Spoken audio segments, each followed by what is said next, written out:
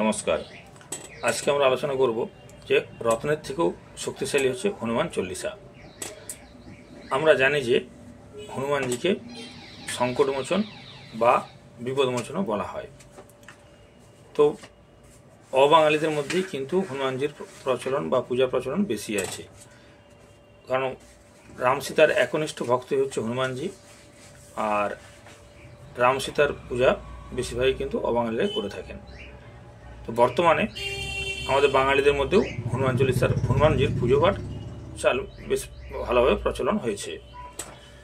তো হনুমানজিকে সংকটমোচন এই কারণে বলা হয়, হনুমানজি সত্যি সত্যি আমাদের বিপদ থেকে উদ্ধার করেন। রামায়ণের ক্ষেত্রে আমরা দেখেছি যে লক্ষ্মণ যখন অসুস্থ হয়ে পড়েছিলেন, তখন হনুমানজি সঞ্জীবন নিয়ে এসে লক্ষ্মণকে সুস্থ করেছিলেন। আবার মা সীতাকে যখন রাবণ লঙ্কায় আটকে রেখেছিলেন, তখন কিন্তু এই হনুমানজি রক্ষাকর্তা হিসেবে অবতীর্ণ হয়েছিলেন।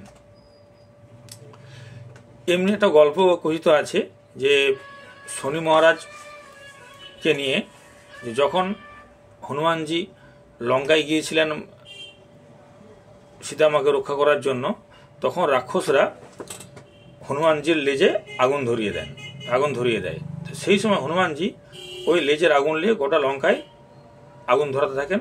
তো ওই সময় তিনি একজন বৃদ্ধার আওয়াজ পান। তো স্বাভাবিকভাবেই ওই বৃদ্ধা বাঁচার চেষ্টা করছেন।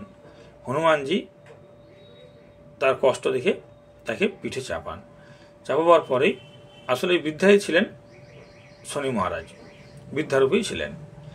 তো যখন সে হনুমানজির পিঠ থেকে কোনো মতে নামতে চাইছে না, তখন হনুমানজি লেজে করে তাকে জড়িয়ে ধরে নদীতে 7টা সাগরে ডুবাতে থাকেন।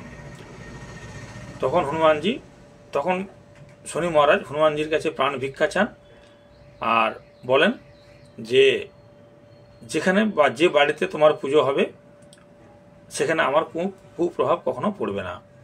এই জন্যই যেখানে শনির কুপ্রভাব পড়ে তারা যদি হনুমানজির পূজা পাঠ করেন, তার কুপ্রভাব থেকে অবশ্যই মুক্তি পেতে পারবেন।